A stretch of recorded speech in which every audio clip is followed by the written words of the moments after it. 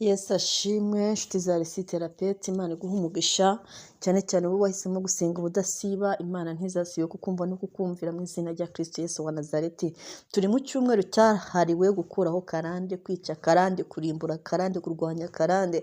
Karande ni ikintu kitubuza kwavansa, ni ikintu kitubuza gutera imbere, ni itegeko riba riri ku buzima bwacu tutazi aho ryaturutse, uretse ko hari na karande tuba twarateye twebwe ubwacu. Abakurambere bacu bashobora kurema karande kimwe nuko nawe waba uri kuremera karande abazagukomokaho. Wirinde kurema karande ku bazagukomokaho. Karande ni ikintu cyose ukora kibi, ukakigira ubuzima, ukakigira imibereho, ukakigira kikakubamo, kikakuranga. Icyo kintu kiragenda kigakereya ikirere kibi mu buzima bwawe n'abazagukomokaho, hanyuma kikazajya kibagaruka. Ibintu byose mu isi y'umwuka birishyurwa no mu isi y'umubiri birishyurwa. Nta kintu ushobora gukora ngo ntugisanga imbere. Ukora icyiza kikagusanga imbere, n'ikibi kikagusanga imbere. Ni nayo mpamvu umunyabwenge yitoza gukora ibyiza, aba ari kubiba neza. Iyo uri kwitoza gukora ibyiza, uba uri kurema amateka meza ejo hawe hazaza. Ariko iyo ukoze ikibi, waba ugikoze ubizi cyangwa utabizi, waba ugikoze ubishaka cyangwa utabishaka, kirema ikintu mu kirere cy'ubuzima bwawe, kikazafunga imigisha y'abandi, kikazafunga imigisha yawe, kikazafunga imigisha y'abazagukomokaho. Hari abadufungiye imigisha rero tuvuka baramaze kuyifunga, ariko nawe birashoboka ko hari imigisha wowe warifungiye, birashoboka ko hari imigisha y'abana bawe uri gufunga. Ni nayo mpamvu ugiye guhakana icyo kintu, witoze gukora neza,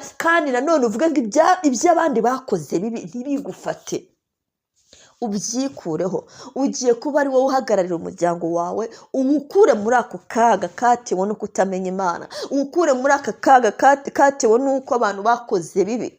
Uyu munsi rero tugiye kwikuraho karande y'ibyaha. Abantu bafite ibyaha mu buzima bwabo bibabayeho nk'ibuye bikoreye. Icyaha cyaragiye kirakurema kikujya mu maraso ku buryo buri muntu wese akikubonamo, buri muntu wese akigusomamo. Turikuraho icyaha cy'ubusambanyi, icyaha cy'ubusinzi, icyaha. Hari n'abantu bafite karande zo kubyarira iwabo, kubyarira mu rugo, icyo kituruka ku cyaha cy'ubusambanyi. Hari n'abafite karande zo kubandwa no guterekera no kuragura ndetse no kuraguza. Ibyo byaha tugiye kubyanga. Uzi ko abantu benshi bafite amaraso yo kuroga muri bo batabizi. Uzi ko abarozi benshi baroga batazi ko baroga. Uzi ko iyo ufite karande iwanyu muroga, hari famiye ifite umurozi mu muryango, uzi ko ushobora kutransmit uburozi mu bantu. Ukaba uri umuntu uvuga nabi, ukaba uri umuntu unegurana, ukaba uri umuntu ukritika, ukaba uri umuntu atagisha inama, ukaba uri umuntu abantu bababara, ubabaza abantu involontairement, ubabaza abantu nawe utabizi. Uko uteye ni kubi cyane. Amaraso yawe ni toxique, wabaye toxique kubw'ibyaha byo mu miryango. Hari n'abandi bajya barota bari kuguruka mu kirere. Iyo urota uri kuguruka mu kirere biba bivuze ko nawe ushobora kuba umurozi. Abarozi bo mu miryango baba bagufite, baba bashobora kugutuma ukajya kuroga ahantu runaka, nubwo utabizi kuroga, ariko bashobora kugukoresha.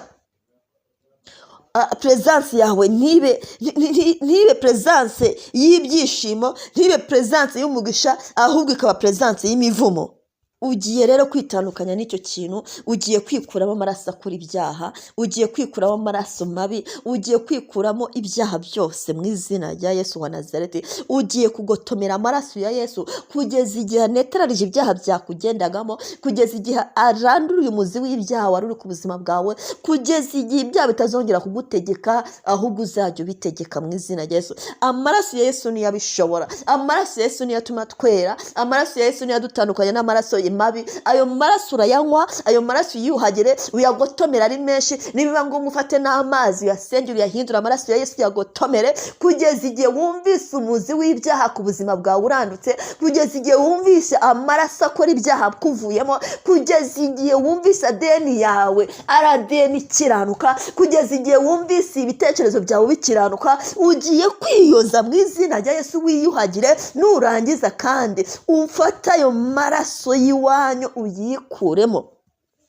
amaraso mabi y'ibyaha kuvemo mu izina rya Yesu. Vuga ngo amaraso mabi akora ibyaha nyikuyeho, nitandukanyije n'amaraso yacumuye, nitandukanyije n'amaraso yanduye, nitandukanyije n'amaraso avumwe, amaraso yaremewe gukora ibyaha Satani yashyizemo ibyaha ndayanze. Hari andi maraso meza ya Kristo, hari andi maraso meza ya Kristo aza akangira umukiranutsi. Ayo maraso niyo ngotomeye, ayo maraso niyo nyoye, ayo maraso ndayanyoye. Aze muri njyewe, atembere muri njyewe, asiba ibyaha byose. Icyaha cy'ubusambanyi cyaba kiri mu buzima bwanjye, naba mbizi cyangwa ntabizi, cyose kibure mu izina rya Yesu. Cyamburwa imbaraga, amaraso ya Kristo akirimbure, amaraso ya Kristo akinkuremo. Icyaha cyaturutse kuri mama, icyaha cyaturutse kuri papa, cyaturutse kwa sogokuru, kwa nyogokuru, kwa sogokuruza no kwa nyogokuruza. Wacyaha we mvamo, ndakwirukanye mvamo. Wa mudayimoni w'icyaha we, amaraso ya Kristo akwirukane muri njyewe. Icyaha cyose mu izina rya Yesu wa Nazareti cyaba kindimo, cyaba icyo kubandwa, cyaba icyo guterekera, icyo kuragura no kuraguza, icyo kujya mu bapfumu, icyo kujya mu bavuzi ba gihanga. Wacyaha we mvamo, amaraso ya Kristo akunkuremo, mvamo mu izina rya Yesu. Wa muzimu unjyana mu bavuzi ba gihanga, unjyana mu barozi, unjyana mu bapfumu, ndakwirukanye mvamo mu izina rya Yesu, mvamo mu izina rya Yesu. Mbira mu maraso, mbira mu bitekerezo, mbira mu buzima mu izina rya Yesu wa Nazareti. Nditandukanya naho waturutse, nditandukanya n'uwakuremye ku buzima bwawe. Ndakwihakanye mu izina Yesu wa Nazareti. Wa mwakuwe utuma tubyarira iwacu, icyaha cyo kubyarira tukabyara imburagihe, tukabyarana n'abatadushyira mu rugo, tukabyarana n'abataraba tuzashakana. Mu izina Yesu turakwanze, ndaguhakanye wa mwuka we. Ngusohoye mu muryango wanjye, ngusohoye muri famiye yanjye, ngusohoye mu bo tuvukana, ngusohoye muri njyewe. Sohokamo, maraso ya Kristo akunsohoremo, sohokamo wa mwaka umubi we. Mvamo mu izina rya Yesu wa Nazareti.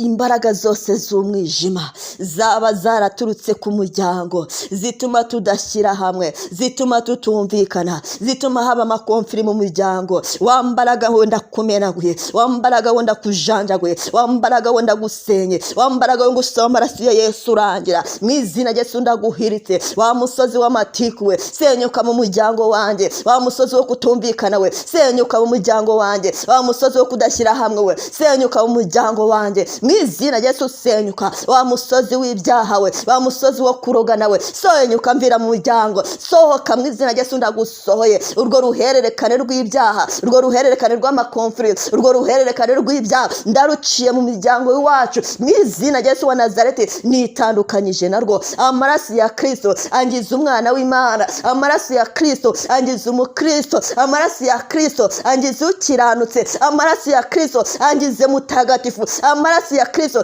azatuma ntegeka ibyaha ntago bizongera kuntegeka. Wacyaha we cyari cyarananiye kukureka, uyu munsi ndagusezereye, ndagusezereye mu izina rya Yesu. Ndaguhakanye wa murunga w'ibyaha we, ndaguciye. Wa kiziriko cy'icyaha we, ndaguciye. Ikirere cy'ibyaha ku buzima bwanjye ndagisenyaguye mu izina rya Yesu wa Nazareti. Ibyo byaha byahoraga bindomina, byahoraga bindusha imbaraga, byananiye kubireka, uyu munsi ndabitangariza ko amaraso ya Yesu abisenye. Mbaciye intege, mbaciye intege, ndabakandagiye mu izina rya Yesu wa Nazareti. Ndabadomiye uyu munsi. Ndi umukristo, abazankomokaho bazitwa abakristo. Ndi umukiranusi, abazankomokaho bazitwa abakiranutsi kubw'amaraso ya Yesu. Mu izina rya Yesu mbaruye mu muryango wo kwa Yesu wa Nazareti, ntabwo nkibaruye mu muryango w'aho mvuka. Ndi icyaremwe gishya muri Kristo Yesu, none n'iteka ryose. Amen.